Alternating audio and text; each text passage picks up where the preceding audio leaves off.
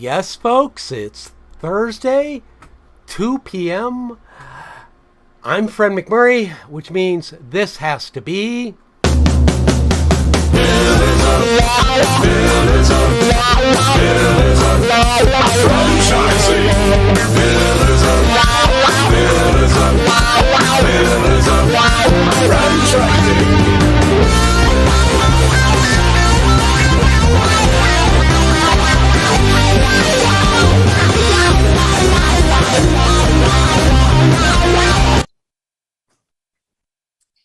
Hey, I guess we get to do the announcement that it's Thursday, it's 4 o'clock Central, and that means this is the next episode of Pillars of Franchising.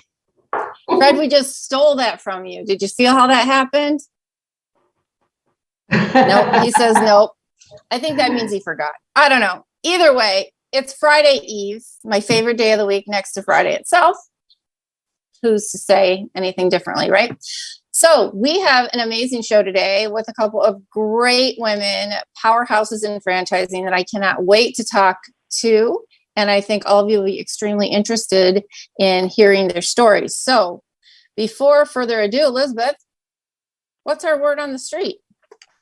Well, our word on the street is that you are going to be out of town next week. We do a lot of work with the Titus Center for Franchising at Palm Beach Atlantic University, and you have been invited to come host a roundtable at their boot camp, their franchise selling boot camp.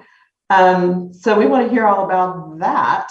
But before we do, I want to remind everyone, because I don't want to forget to do this, if you want to call in, we have great guests. We've got Lisa Mary of Jet King. We've got Andrea Mundy, who is back with us and has a lot to contribute about our show today.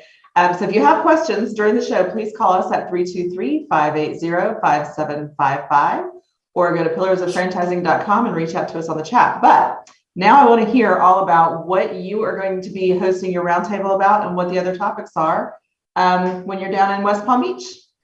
Well, I'll tell you. So, first of all, there right now are like over 180 people attending this franchise boot camp. It is put on at the Palm Beach Atlantic University by the Titus Center. We've got a couple of great keynote speakers. Dan Monaghan. I hope, Dan, I'm not slaughtering that, but he's the founder of Clear Summit Group.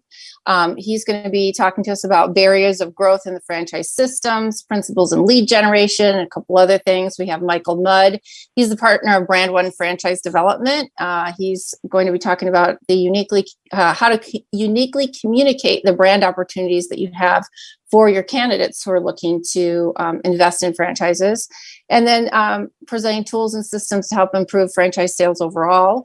And then, of course, we have Kayla Ryan, who you and I met this past month when we were down at the meeting down there, and she's got all kinds of great stuff. She is a second generation franchise guru, we'll call her, talking about why people don't want to fill out lead forms, how you can use I'll say AI, or in general, just new tools that a lot of us don't think to use to help people get your message out, first of all, and then to help people find you and help people proceed and process down the franchising path, so to speak. I really slaughtered that, but I think you know what I'm talking about.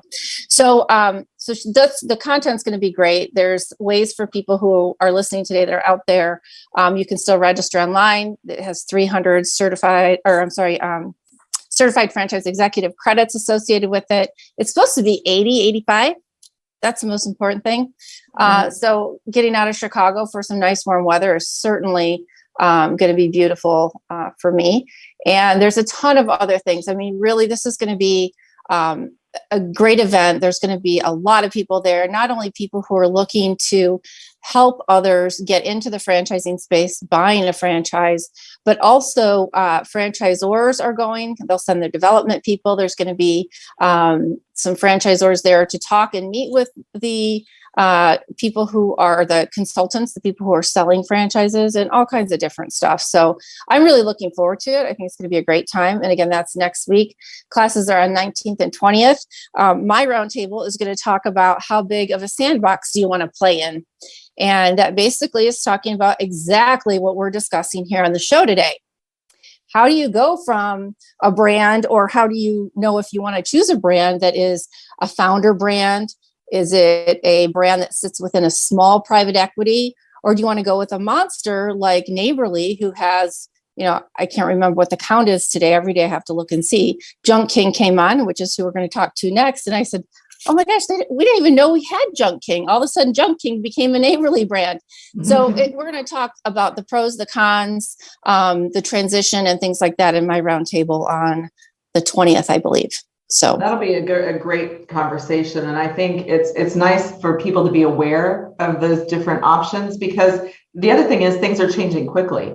And you may go in with a brand that's individual, and then they're in talks and your world changes dramatically. So I think being prepared that those are possibilities, knowing what you're looking at long term, it's a great way to be more educated about what you're getting yourself into when you decide to go into franchising.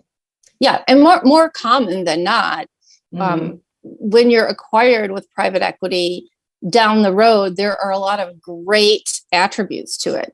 But not everybody is built for change, right? A lot of people get out of the corporate world because they're like, things are changing. I don't like change. I don't want to be a change manager, blah, blah, blah. And so we go and we buy our own businesses, our own brands, and we think that's the way it's going to stay. But in franchising, it evolves. And so you have to be ready for that. Yeah. So as in life. So the more you can learn and understand about how all of this works and goes together and how you can navigate the different scenarios, the better prepared you're going to be. For sure. And with that, I'm going to remind everybody one more time, give us a call at 323-580-5755 with your questions or comments for our team and our guests. And Kristin, are you ready to take it away? Yeah, I am. I'm so excited. We have our wonderful Andrea Mundy back with us today. We haven't got to see her for a while, so welcome back and Happy New Year to you, Andrea. Thank you.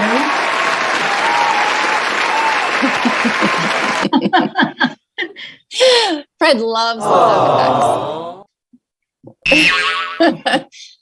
And I'm super excited to welcome Lisa Mary, who's currently the president of Junk King. She was prior to the acquisition, I should say, by Neighborly, as I just mentioned. Funny, I just found out about it like in December, and the acquisition here was in November. That's what I'm saying. It's information, right? Sometimes it doesn't travel as quickly as you would want it to. But she is the COO of Junk King, or she was, I'm sorry, before the acquisition. And she was brought on then as it changed from a founder's franchise into the first private equity. And I think, Lisa, you said, if I'm not mistaken, like from 6 to 28 locations at that point, right? 6 to 28 corporate staff. We had 96 locations. People. Yeah, we had 96 locations when Norwest first came in and acquired us. And in the 3.5 years have built to 172 locations. So very exciting to go from 96 to 172. And that is why a company like Neighborly wanted you. Absolutely. And so now you're responsible for overseeing the day-to-day operations and administration functions of the business, focusing on establishing the policies and promoting strong company culture, which we talk about a lot here, which is fantastic. And then you're designing and implementing the internal business.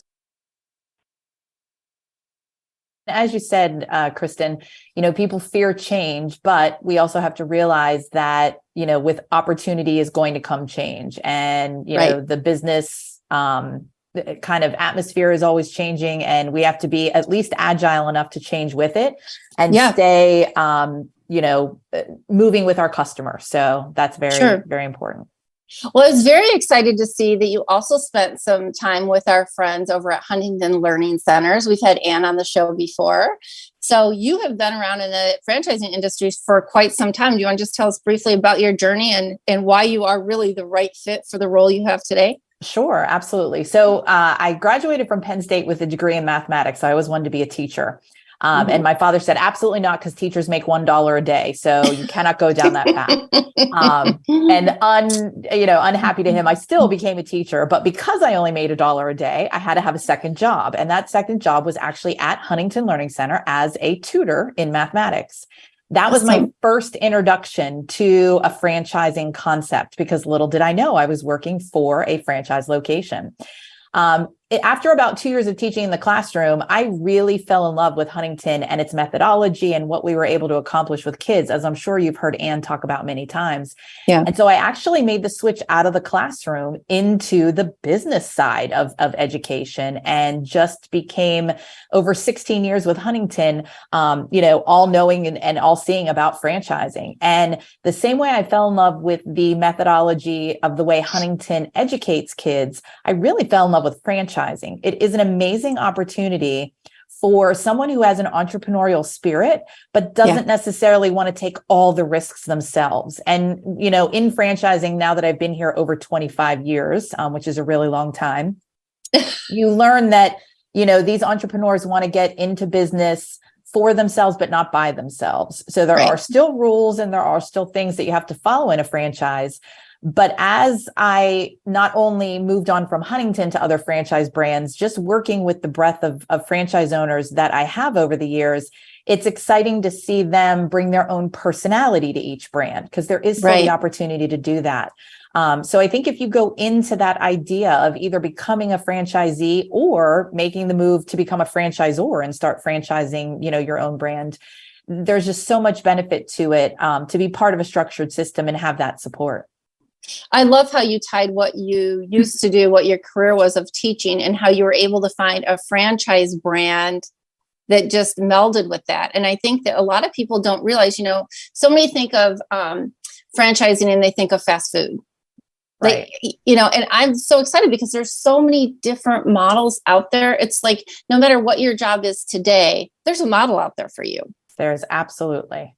So excellent. So Andrea, would you like to get us queued up? We've got a bazillion questions. I do. Well, I actually wanted to tell you that I was also a teacher early in my career for a very, very brief amount of time. So I think that's interesting that we both have that background. But what I was curious about, you said two things. One I read in your bio, and then one you just said right now, that one of your accountabilities is to establish policies to create a strong company culture. And I'm just curious exactly what that means. And I know that in many companies, they talk about having a culture, but they don't necessarily hold anyone accountable for that. So you seem to have a lot of experience and a reputation for being able to do that. So how have you been able to hold people, whether it be franchisees or people that are actually working for the franchisor, accountable for that? I think when you think about that phrase and you say policy and culture in the same sentence, they tend in most people's mind to be absolute opposites as opposed to something that would go together. Yeah. And when you approach franchising from the understanding that, yes, there's a structure and yes, there's a system, but the people that are out executing that system every single day and living and breathing that system should have ideas and input. And, one of the most amazing examples I heard very early on in my franchising career is that the Big Mac was not created in a lab in a franchisor office, but rather it was created by a franchisee in the field. Mm-hmm. And some of our best ideas in all of the brands I've ever been associated with have come from the franchise owners in the field. And what we have to be able to do as a corporate team is to be able to pull all of that input together and bring all those great ideas together and figure out how can we systematize that to really support and develop and grow the entire system.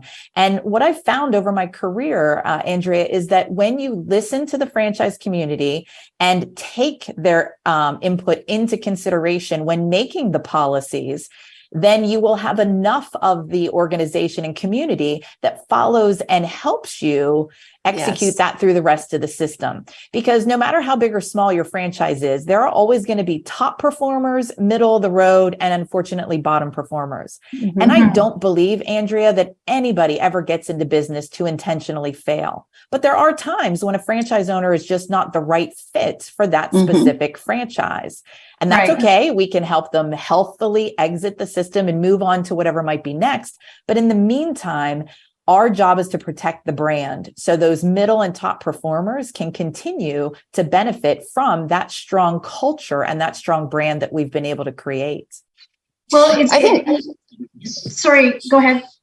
No, go ahead, Andrea. Well, I was just thinking about that word policy because we see it as such a negative, but in a lot of ways, I've thought about culture as kind of being driven by values, but in a way, what you're almost creating, you're almost holding the values as the policies. And I really like that. Yeah, that's really interesting. Thank you. I want to get a little into the brand itself, because obviously that's why we had you on here. But I will tell you, along with Andrea, some of the things you've said have really kind of made my mind go in different directions. So I think the other thing that people get caught up in is, and Ray always jokes, he didn't buy Molly Maid to go clean toilets, right? Well, that's not why I bought Molly Maid either. Why we bought the brands we did, and what I hear you describing, is that you want to buy a brand, aside from that fits you financially. I always look at that as like, yeah, that's a given, right? But one that fits you culturally, and it feels good morally and ethically, and the values align. You just made me think, like, who cares what the brand is necessarily? I would do Junk King, right? Right. Now, what would my girlfriend say when they're like, oh my gosh, Kristin, you're by a junk company, right? Well, think about that, Kristin. I went from educating our youth to hauling junk. And every one of my friends and family were like, what are you doing? And not only was it a very exciting, cutting edge, growing brand, which needed some of that structure that I had, gained knowledge of and skill set with over my years in franchising. But honestly, the way we go about hauling junk, you'll see from anything on our website or any of the other information you read about Junk King, we are all about sustainability. And quite frankly, saving this planet so that the next generations can have a healthy planet is almost as important as educating our youth. Well, the newest generation coming in to invest in franchising systems, that's what they're all about, right? My daughter is the craziest one. You say, what do you want for Christmas? I just want to go to Salvation Army. I just want to go. I'm like, what? Right. She's like, Mom, there's no reason to buy new clothes. That is that has so much pollution to the earth. I'd rather just go and seek out and find used clothes. And I'm like, did she just say that? I mean, but that's the generation out of that's my in child's college. mouth. And not that I love going to find a good bargain too, but it's so different from even 10 years ago when you ask your kids what you want for Christmas. They're not asking for gift cards to Salvation Army. They're looking for gift cards to Macy's. Right. And when you think about that idea of sustainability, becoming part of a junk company, of course, doing my research, learning all about dump trucks, which my nephews thought I was the coolest aunt ever because they think I drive dump trucks every day. But you start to look at that and say, what does it mean to recycle? What does it mean to repurpose and reuse? And I will tell you, recycling is not easy and it's not cheap. And most cities, even though they try to recycle, don't do it very well. And it's not a knock on them. They just don't have the manpower or the funding to be able to do it correctly. And when we look at the type of things that we pick up on a day-to-day basis, if we have the opportunity to repurpose or reuse or donate those items and keep them out of landfills, it's amazing the sum of the partnerships that our franchise owners have been able to create. Think about something as simple as Habitat for Humanity. Most people are aware of that, where they build houses for underprivileged families. Well, imagine the local Junk King who's collected couches and desks and tables and dressers and just everything that people are getting rid of. If they donate and partner with one of those types of charities, we've basically furnished 80% of the house at no cost to that specific family. It's just, there's so many amazing stories. I could go on for hours and episodes. Yeah. But knowing that that's at the core of who we are as Junk King and keeping that sustainability front and foremost, it's absolutely another piece, not only our success and our units and our revenue, but really that attention to the environment is what allowed Neighborly to say, this is a company we really want to make part of our, home services portfolio. Well, and it fits within the value system we have at Neighborly, right? And so I think, again, that's that cultural fit. So let's talk about people who own a Junk King. Like, what's my everyday routine? Because I'm super excited. I love the whole idea. I think it's super slick, even though it's named Junk King and people think, oh, you're a garbage hauler. No, not really. If you market it, like you said, we're giving back to the earth, right? We're recycling, we're upcycling, whatever. I guess I just totally lost my train of thought. How embarrassing is that, right? So tell me what my typical day in the life of a Junk King owner is. Sure, absolutely. So as an owner, you are going to spend marketing dollars to get people to be aware of the brand in the market. So whether you're in Atlanta or Florida or here in California, where our corporate office is located, somebody's going to look up, I need to get rid of a refrigerator. I need to clean out an attic. I need to, get a hot tub out of the backyard, whatever it might be. Yeah. Our franchise owners offer several different types of services. Full service, where we show up with a big red truck and take care of all the labor and get rid of everything. And that's one way. We can drop a 12-yard dumpster, which is what we call driveway friendly. So for those do-it-yourselfers. And we're just in the process of launching a 3-yard dumpster bag. So it can actually come shipped to your house. And when you fill it up, you click a QR code and set the appointment and we come and pick it up. As a franchise owner, when you spend those marketing dollars, all the calls go through a call center. So you wake up in the morning and you have all these jobs on your schedule, and you take your fleet of trucks, whether it's 4 or 14, and you determine based on zip codes and areas who's going where and who's completing what jobs.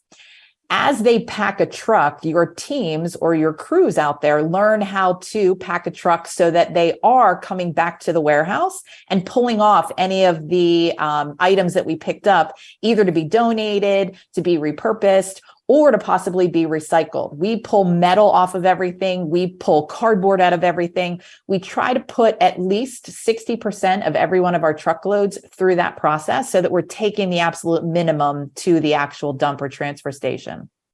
Awesome. Then at the end of the day, again, you're, sending your crews off. Congratulations, good job, well done.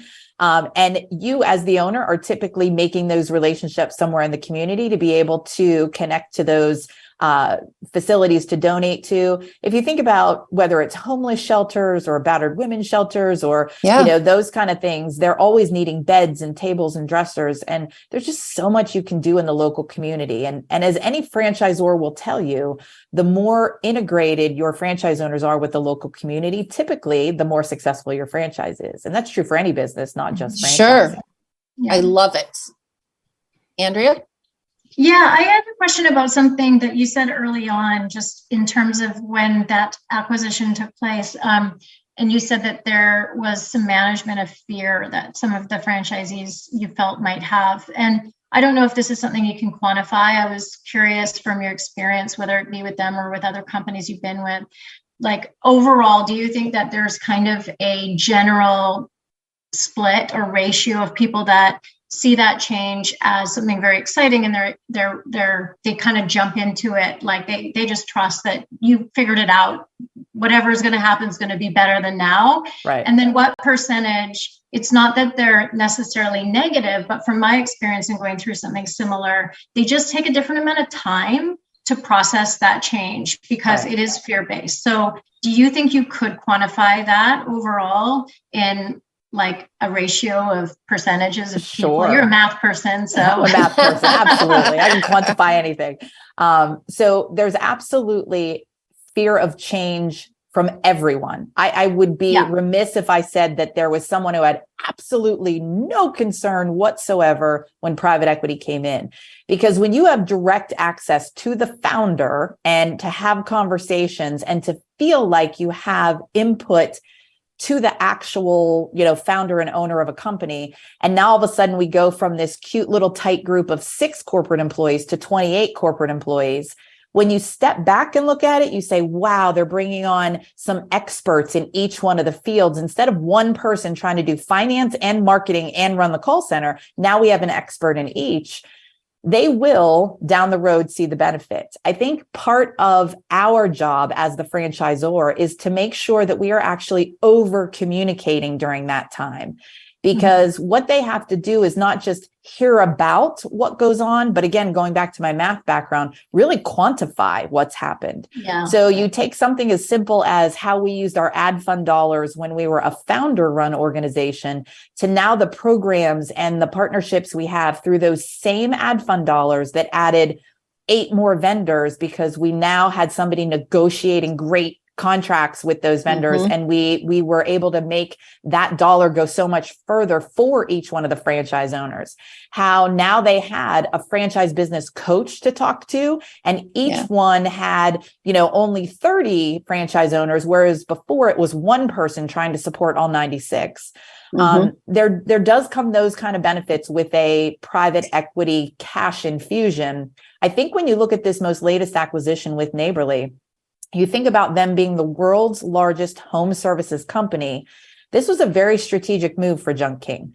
When Mike Andriaki and I had, looked at several different companies and opportunities that were there in this next turn, it was something where we were looking that the franchise owners can actually see and feel the benefit to partnering with 17 other home services brands here domestically and 30 other home services brands, internationally. Yep. And you think about that power for them, not just to help the consumer make good choices, because ideally all the brands are being held to similar standards and similar values, like you talked about, That's Kristin. right. But also that it makes it easier for that homeowner. It's not easy to find a landscaper or a house cleaner or a junk hauler. Yep. And there's lots of, it's a very scattered market for almost all of the home services types of brands that are out there. Yeah. So for us to be able to professionalize it and offer it to each of the communities is very exciting. I do think, though, again, like you said, it's kind of like education. Everybody's going to learn at their own pace. Everyone is going to accept change at their own pace. And for those who can never get to the point of seeing the good in it, then, like we said, that might be the point for them to exit this brand and go into the next, emerging brand, because maybe they're a great first adopter. To your point, Kristin, no matter what the brand is, they're just excited to get that next idea or that next, skill moving. Right. The next shiny new toy. Of course. So tell us who would be your ideal candidate as a franchisee? So I think you want someone who is, has a little bit of business acumen so that they can understand how to make business decisions. Somebody who is willing to be a first adopter or be open to some change, especially if they've come into a brand that allows them to give constructive feedback. And notice how I put the word constructive in there, because as all of us in franchising know, there's always some very loud franchise owners that either are just poor performers or just are putting their own agenda. But ultimately, if they have the forum to talk to other franchise owners as well as the corporate team, I think it's something where they have to have that openness to follow a system, but at the same time, you got to be a little gritty in franchising to really, really just buckle down and get it done. It's a little of each of those, but I don't want to create a unicorn. You're not looking for somebody who has expertise in everything, because it's okay if you don't know marketing. That's why you have corporate. It's okay if you don't know how to maintain a jump truck. We're going to teach you how to do that. It's okay if you don't know how to hire employees. We're going to teach you how to do that. So if you have one or two of those characteristics, and then you can use the support of the system provided to you, then you're going to be successful in any brand. Excellent. Andrew, do you have another question?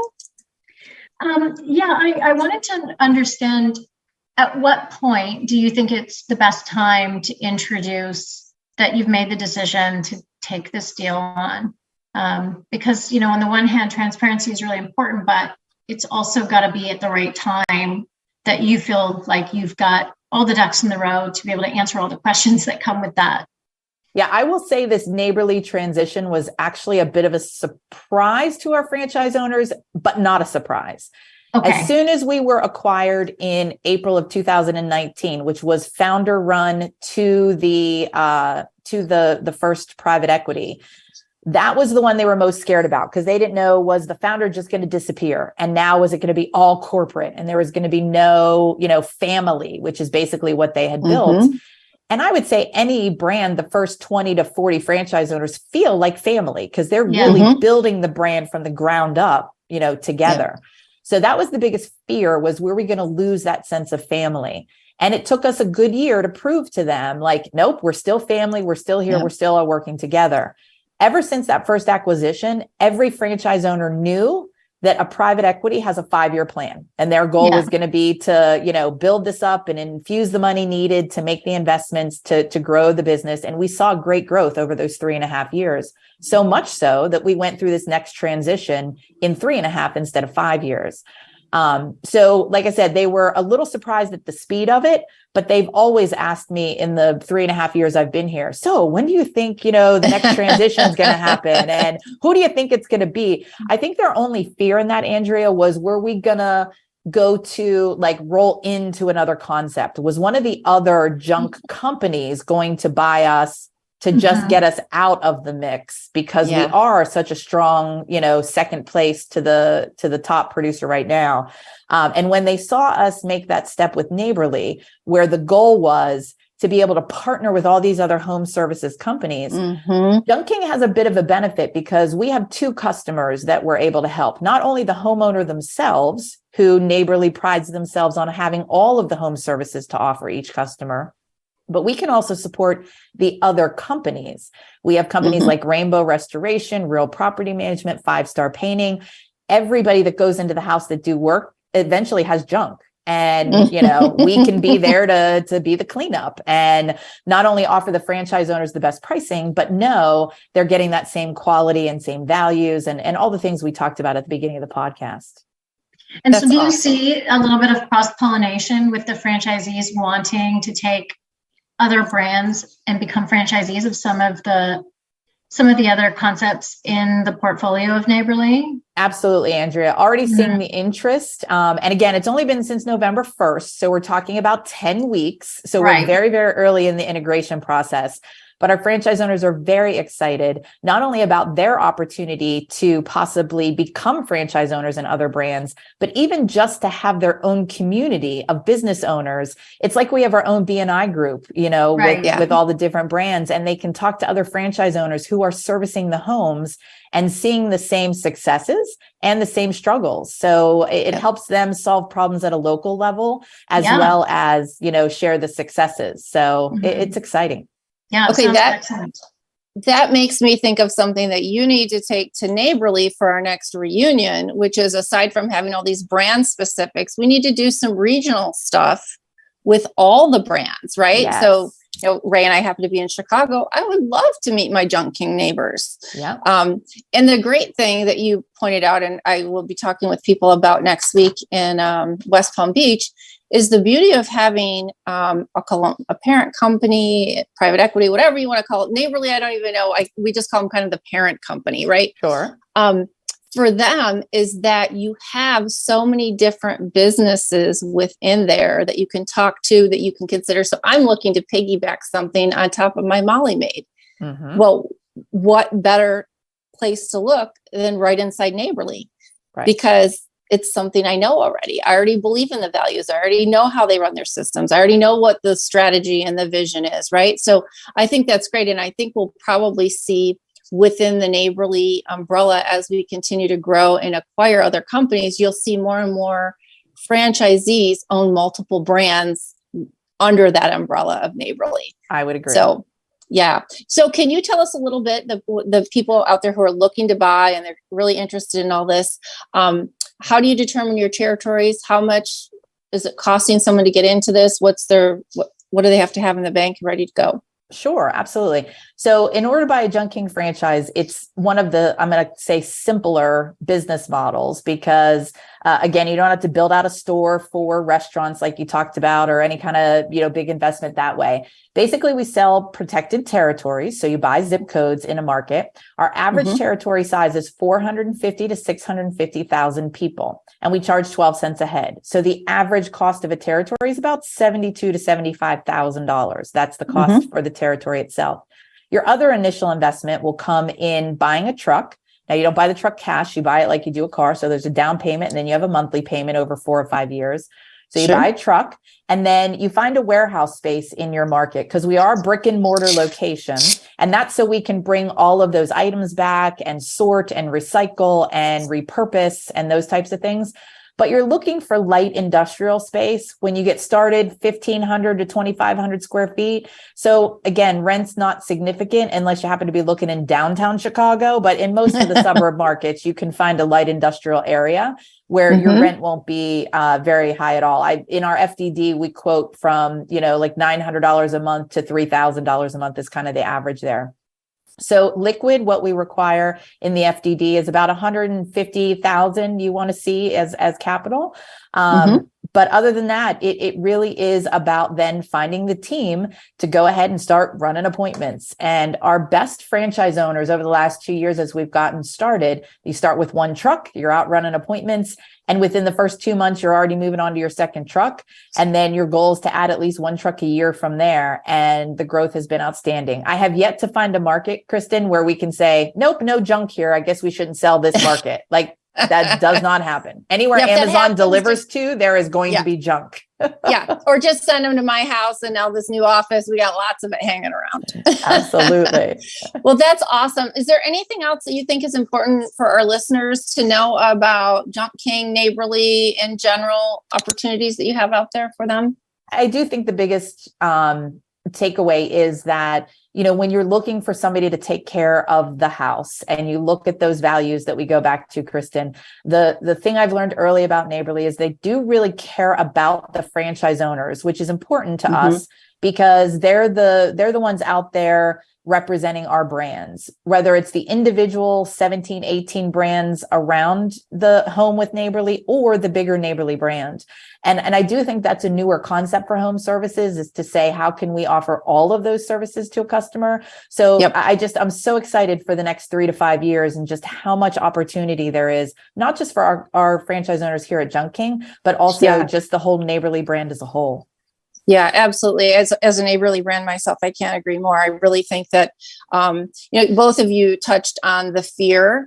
And I can tell you, when I was down at the FBA conference, I had someone from another cleaning company, another cleaning franchise, approach me and say, oh my gosh, we just got acquired. And I know you guys were acquired. And he just wanted to talk about, like, what is that like? And what should he expect? And was it really as bad as they think that it's going to be? And I said, really, it's not. But yes, the fear of the unknown is always the first step. So your point to making sure that the franchisor gets out in front and starts talking to people and giving them straight talk, I think is very important. And, as goes change, I mean, it takes time, right? It does. Everything evolves. And so I think in a lot of ways, like you said, if you're somebody who doesn't want to do change, pick your brand carefully. Because the successful brands are going to be movers and shakers. They are. And they are. For the and rest I'd love of us to who are tell ready you to go, society stays stagnant, but that's not the case. I mean, not at all. Who would have ever thought, I'm not going to tell you how old I am, but who would have ever thought that shopping malls don't exist anymore? Like literally they're like just going down in a ball of flames because everybody does everything online. Like, who would have ever thought that? Who would have ever thought that work from home is a real thing after the pandemic? And you look at somebody like Junk King or Molly Maid, well, you have to clean out a room to be able to set up your workspace. So guess what? That means Junk King has opportunity. So society and the economic environment and all these things are always in flux. At some level, we have to be able to move with that without changing the core of who we are. And I think that's, Andrea, when you talk about change, there's good change and there's bad change. And they, of course, jump to the fear of it's all going to be bad. And as long as you can show them enough wins over a period of time, I guarantee you there will be something that a franchise owner does not like in this change. I guarantee you that. But hopefully there will be many, many more wins that they will see the benefits over the one or two kind of, snarly or not so fun things that they have to deal with becoming part of a bigger organization. Awesome. Well, it's been such a pleasure to have you on. I was so excited to talk with you about this brand because it's so interesting to me. I do hope that when you come to the Midwest, you stop through Chicago, you let us know. Ray and I are both here. We'd love to meet you and your team. And you can certainly stop by the new Pillars of Franchising office here in Roselle as well and give us a live visit if you want to. Absolutely.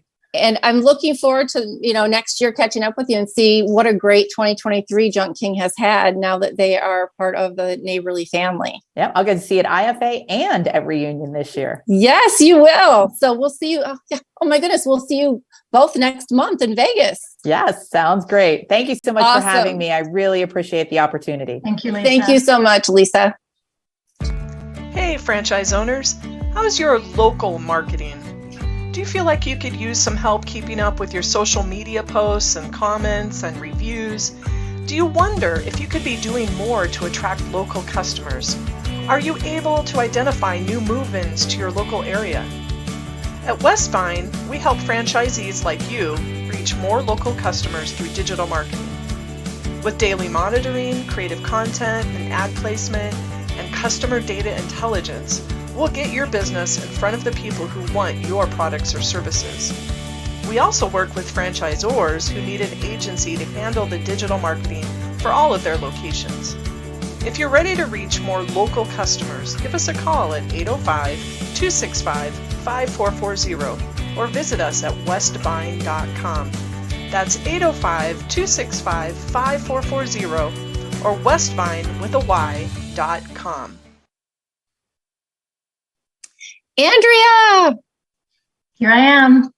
Yes, you are. You are. So I was dying to have this conversation with you because just like we had with Lisa, you actually lived and breathed this entire process not too long ago. And you were actually the founder of your very own company. Mm-hmm, mm-hmm. Well, there's a lot of parallels.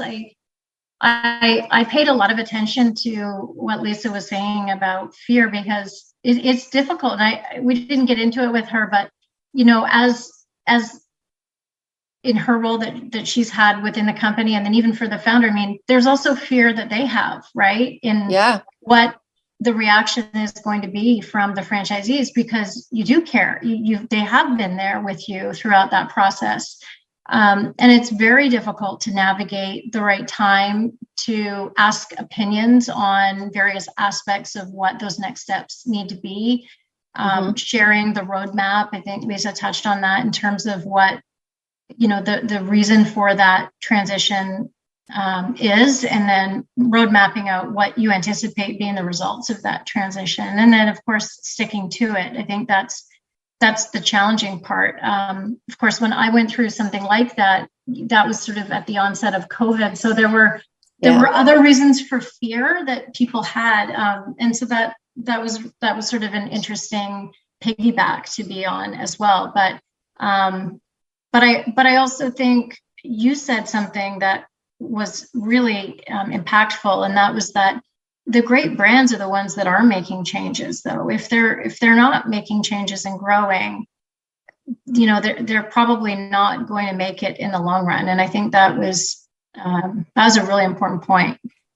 Yeah, I will tell you, you've obviously been through this from a founder's perspective.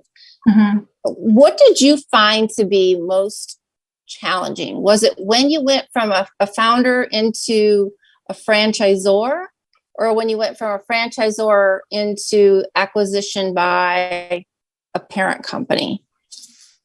I think the first challenge was, when you're an owner operator initially, and then you become a franchisor of your own company, and then I partnered with Frainworth. So, working with some incredible people that I learned so much from, and I continue to have a great relationship with. You don't know really where you measure up on the totem pole, so to speak, right? Sure. Because when you're the CEO of your own company, it's kind of a meaningless term. It's like it's a corporate term, right? But and I never had a title like that before because it wasn't important to me. It was more just that, you know, at some point, once you get to a certain size, you kind of start to need to have some certain identities within your roles. And so I didn't really know for sure what I knew and what I didn't know and what I was, you know, am I going to need to sort of move myself into a role that is different? And I was surprised by how much I actually did bring to the table, but I also felt like the value I wanted was to gain knowledge and learn. And I felt like I got like a kind of a perfect balance of that with Franworth, where I had that expertise, but I also was able to learn a lot. And now I've done a lot of consulting in the last couple of years, and being able to bring sort of some of those systems into other systems has been, you know, wonderful. And to be able to help a company get themselves set up for franchising, I think has been because of that experience I've had. So I think probably that was the first part, but that's almost like your own internal story that you tell yourself. And I mean, I'll be honest about it. I think sometimes that's a female story. You know, I don't know that guys always go into the room with that same feeling. Maybe they do and they hide it better, but I think we often feel like we're imposters, and there's certainly a term for that, I understand. But yeah, I had to work through that for sure.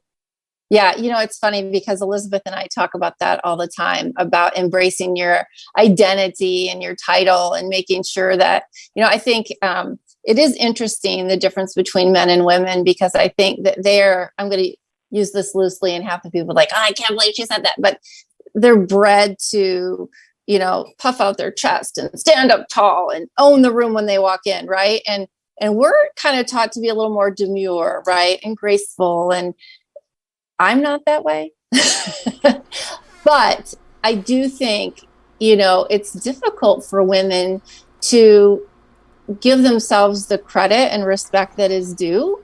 And so I think that's a really good point. Do you feel, you know, because we've talked to the folks over at Franworth, and I know a lot of the same people that you know over there, and they are fabulous. Do you think that it made it better for you to be acquired by a smaller conglomerate than, say, a company like Neighborly, who's so huge? Do you think that was a better situation for you? Yes and no. I mean, I think when Franworth became involved with my former company, they were still figuring out exactly the best model for themselves. And so there were some growing pains that came with that, but I did appreciate that they had some transparency around that too, right? So I think that's important. I don't think they claimed to have everything figured out, not, you know, and that's okay. So that's a very good question. It's hard to know because, you know, now I think things are a little bit different coming out of COVID.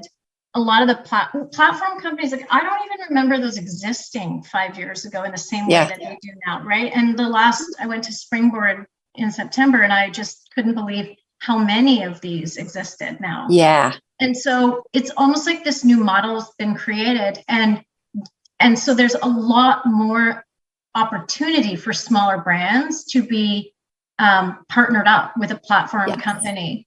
So I think, you know, in the past, smaller brands would not have been attractive to some of these bigger companies. Now they have a lot more opportunity for that. And in a lot of cases, I think they should take it. Like, having worked with several different companies who want to get ready for franchising, I mean, the first step is, do you have something to franchise? And that has been a very difficult conversation I've had to have many times with you know, the owners of companies, where there is nothing different that they're doing than any of their competition, even though, you know, they're doing a great job at what they're doing in their market. They might be doing something different.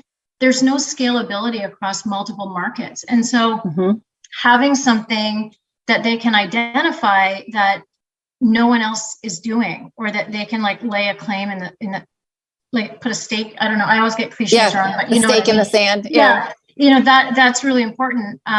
I actually just started with a brand based in Canada that I am like over the moon about, because they have created this proprietary technology in the nail industry, in nail bars, that just doesn't even exist yet. And, you know, we've got how many, 14 locations under construction right now in the next 2 quarters. Like it's just growing so quickly. But the reason for it is because if most women have gotten their nails done, you don't see something different in that industry very often. And it's so fragmented. So when I look at that, I'm like, yeah, this is it, right? Like you've got all of those things dialed. You've got a system, you've got proprietary technology that doesn't yet exist. There'll be copycats for sure, but there's an opportunity to own that category. Yep. But so many companies they haven't got that yet. So I think that's the first step. And I think a lot of the platform companies can help a smaller brand hone in on that. And it might mean conceptually making some changes. So maybe that's better small. Yeah. So let me ask you that very thing. So would you advise a company like that to focus on becoming an attractive brand to a platform company? Or would you advise them to just focus on their own growth, kind of the build it and they will come scenario? Like, what do you tell them to do? Like, well, because I always think like, I mean, honestly, I think it comes down partly to economics. I mean, how much funding do you have behind your ability to create a concept that is scalable? And sometimes it's not enough to be able to do that well. And, that's the other thing I've had to walk through with many potential franchisors, is doing a projection model for them or with them and showing them, well, this is actually what it will cost you to properly support a system in the next 3 years. Yeah. And, this is what it's going to take before you start making money. And a lot of them don't realize that. And so if they can't sustain that, it's going to be very difficult to become a successful franchisor and a successful brand in general. And so in many cases, it could make sense to partner with a platform company. But again, it depends on the nature of the deal. What is the platform company bringing to the table? Is it capital, or is it just service support? And those things have to be really clearly mapped out, I think, before doing that deal. Yeah. Yeah. Well, I know a lot of people ask about these, conglomerates, platform companies. I don't even really know what the exact name is we should be using for them, because I don't really know what to call them. Is platform companies the right name? I mean, that's what I've heard. And I think there are so many benefits. I mean, just the economies of scale they can get with a lot of the suppliers is one, major benefit. Oh, huge. And, I think when franchisees are being asked to adopt new systems, like that's a major pain point that all franchisors go through, whether something you can show them on paper, something can make all this additional margin for them if they're leveraging it properly. But it's very difficult to have them agree to want to adopt a new cost, right? And so I think with a platform company, when you get that enterprise level rate for a lot of different things, I think there's lots of benefits to that.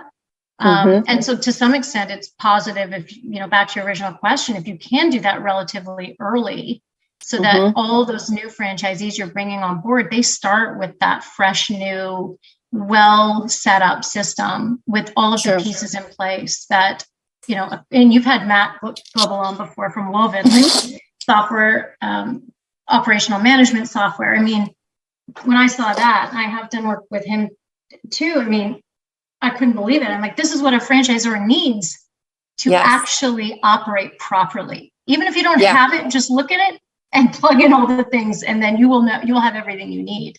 Yeah. And I think that's one of the huge values of a platform company as well. So when I talk to people and I try to help them invest in their ideal, their life-changing, their absolute favorite franchise, we do talk a lot about what you and Mary have talked about the small family founder run, right? That's when I joined Molly Maid, we were still founder run. Well, founder / service brands, like 3 brands, right? And it's evolved. And so when I talk to people about that, we talk about kind of their personalities, their level of involvement, their feelings about change, so on and so forth. So I'm curious, for you, if you were someone brand new coming into franchising, what kind of a brand do you think you'd be most attracted to? Oh, that's a good question. I mean, I think for me, and if I were looking personally for something for me, I will say that I think you're very naive to think that a completely hands-off concept exists. Yes. I think if you're getting into franchising because you want it to be an investment that sits on its own and you just have passive income, I think you're better to play the market. Like that's a better use of your capital.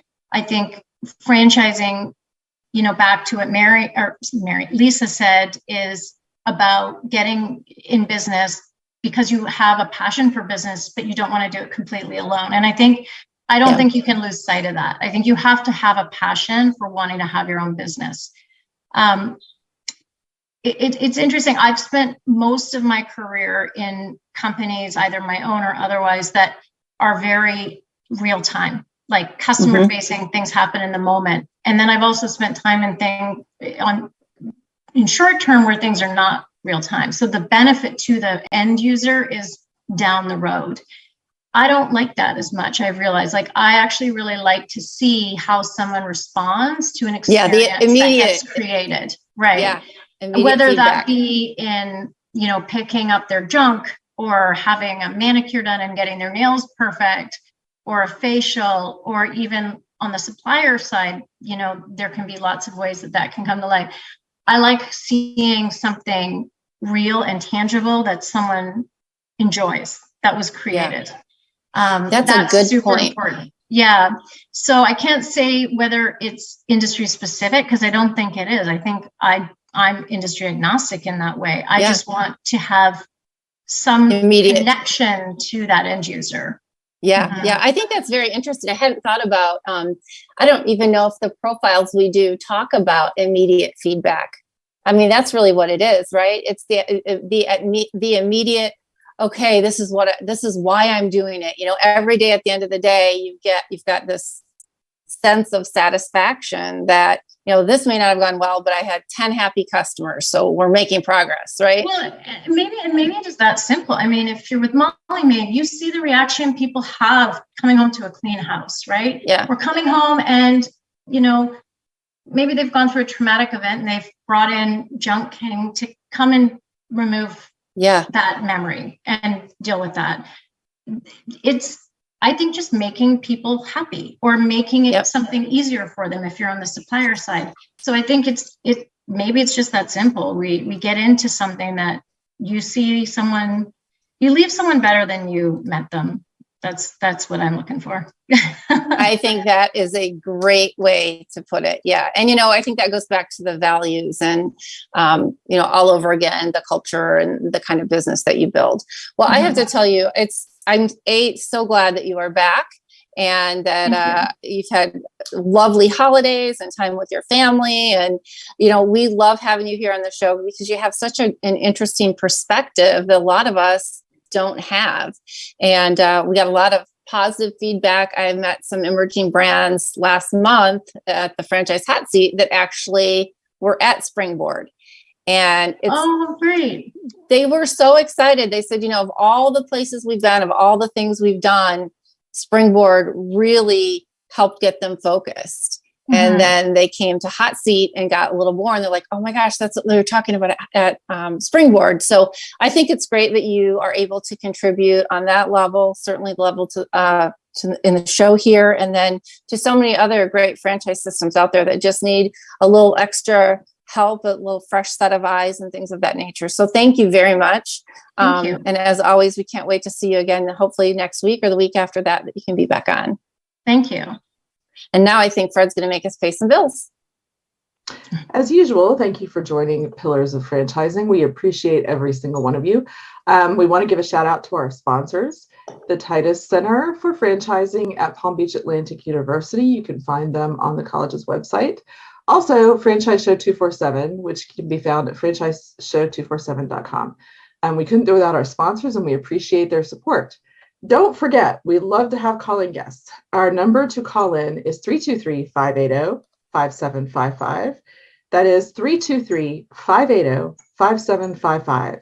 If you have questions for our guest or for any of our $1 Million Mentors, we welcome you to call in at any time on the show. We will do our very best to answer your calls.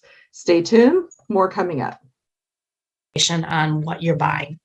Mm-hmm. So what you're saying is if they are vague and evasive on their numbers, then that's right. So let's assume they are vague and evasive.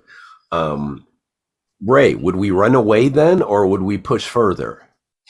Well, one of the things that is mentioned in many seminars I've attended is that if you're intending to sell your franchise and you are taking things out of the franchise that would decrease the profit, you might want to start to clean them up, clean those things up a little bit.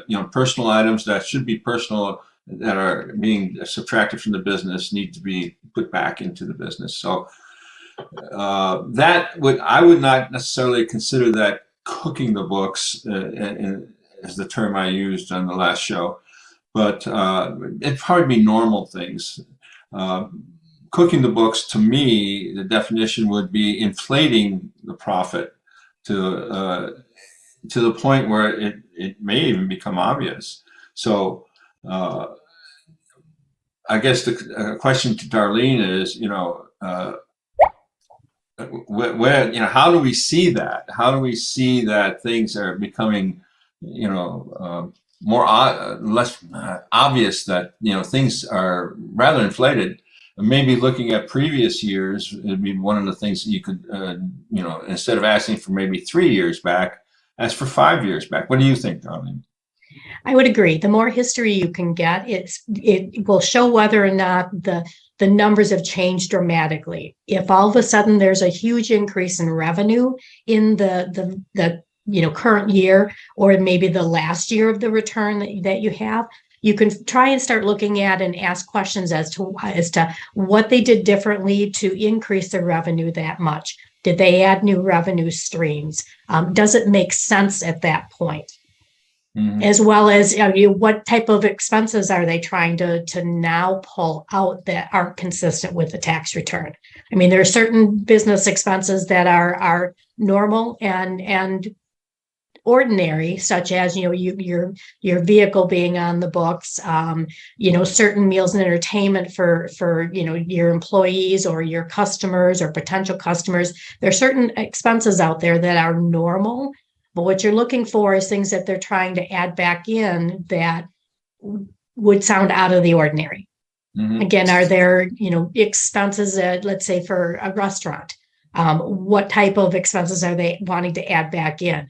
If they're trying to add back in food costs because they're saying these weren't necessarily sold to customers, then you might want to start looking a little deeper as to whether or not all the numbers are consistent with what would be considered a normal deduction on a tax return.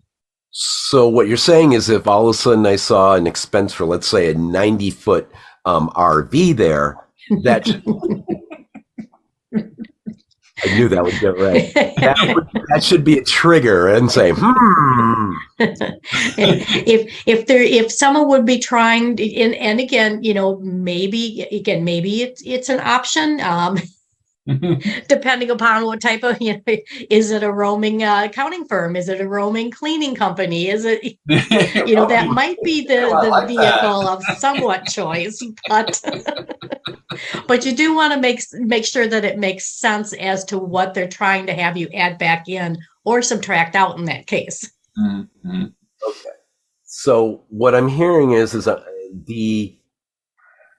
so I remember in the accounting classes I took, it's always, debits minus credits, so on and so forth. But the expenses is what I really have to look at to see on a year-over-year basis if expenses have peaked, or when they were at a peak, or when they dropped, or something like that, especially if they're inflating the value, if they're cooking the books to inflate the value, then the expenses are probably going to really go up or go down the year that they're trying to sell.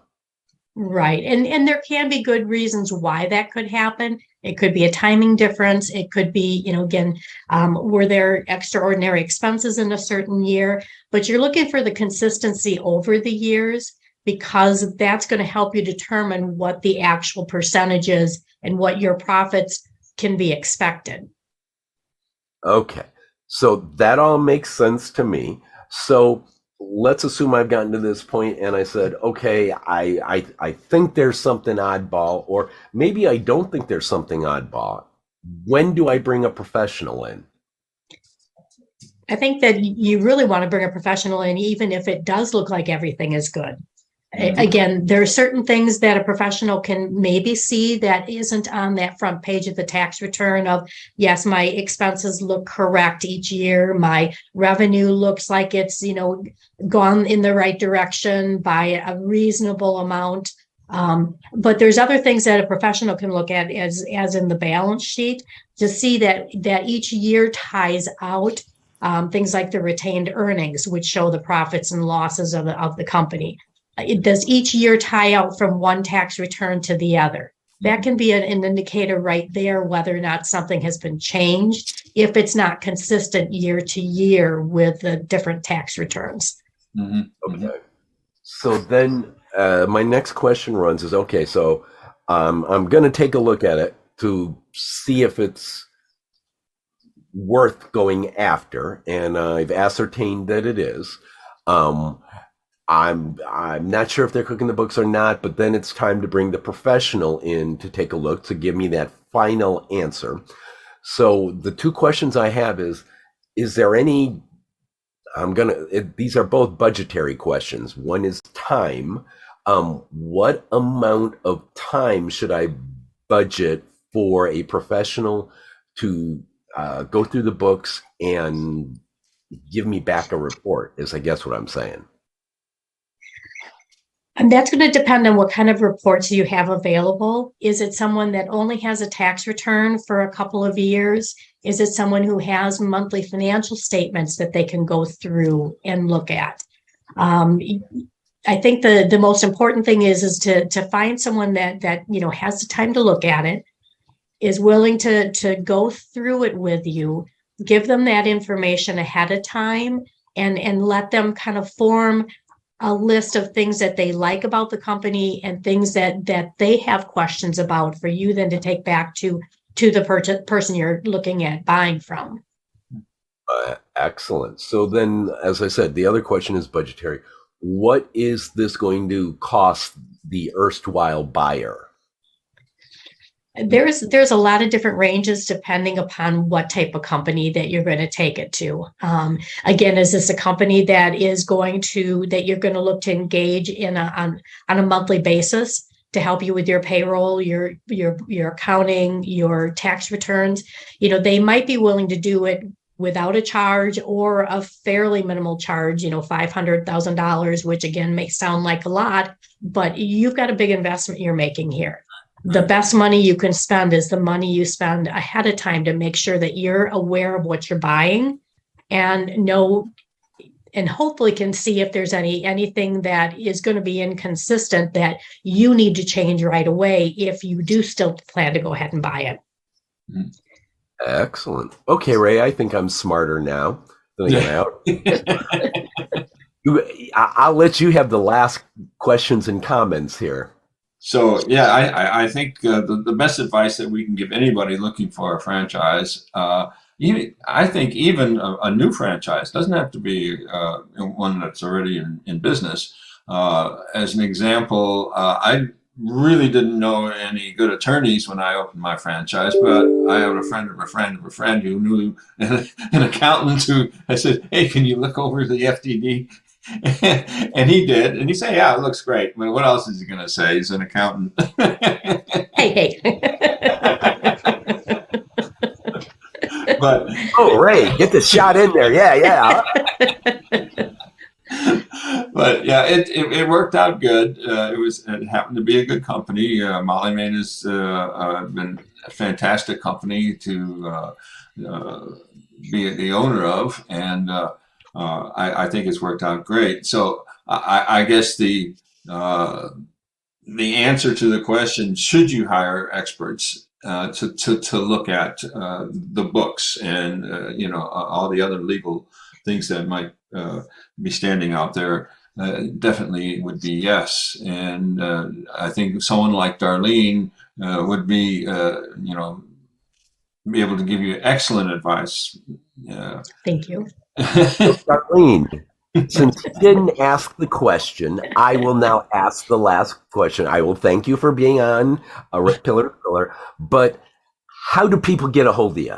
This was always the famous Ray's last question. And yes. It's amazing how many times. I was getting to it, Fred. You must be patient. So how do people get a hold of you, ma'am?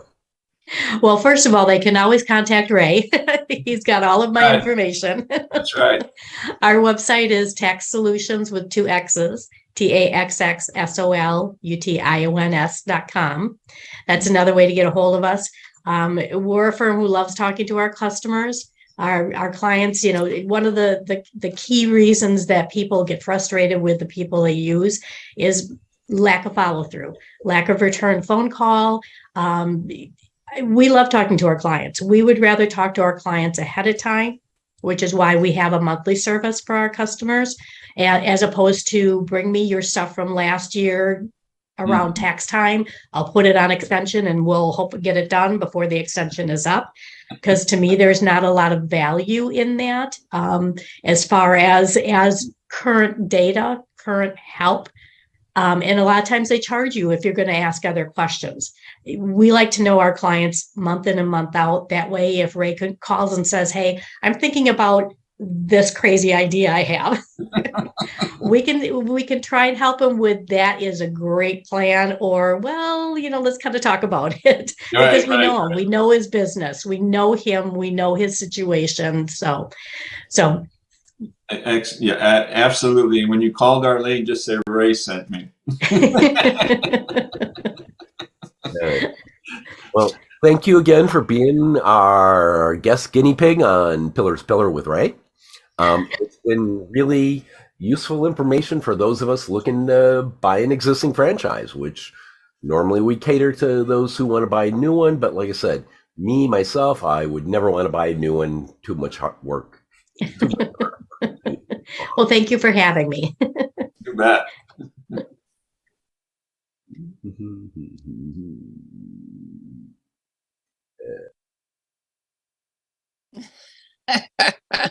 Ray and a crazy question. Who would have ever thunk it?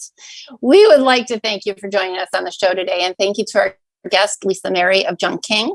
As always, we appreciate Pillars of Franchising contributors, Ray Pillar, Andrea Mundy of RDCP Consulting, as well as our producers, Fred McMurray and Elizabeth Denham. I am Kristin Selmeczy, and together we are your resource for franchising success. And don't forget, this has been another Pillars of Franchising episode, and the dream starts here. Have a great week.